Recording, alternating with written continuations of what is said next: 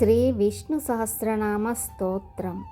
అజః సర్వేశ్వరః సిద్ధః సిద్ధిః సర్వాదిరచ్యుతః వృషాకపిరమేయాత్మ సర్వయోగ వినుస్మృతః.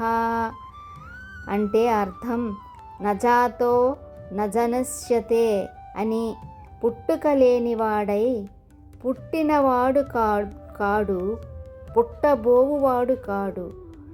ఈశ్వరులందరికీ సర్వేశ్వరుడు, మోక్షస్వరూపుడు, సిద్ధి ముక్తి అందించువాడు, సర్వమునకు మూలమైనవాడు, సమస్తమునకు అధిష్టానమై బాసిల్లువాడు, నశించనివాడు, అచ్యుతుడుగా ధర్మమును రక్షించుటకు వరాహావతారమెత్తినవాడు, అపరిమిత స్వరూపము కలవాడు, విశ్వములో తనకన్నా అన్యమైనది ఏదీ లేనివాడు భగవానుడు శ్రీ మహావిష్ణువు.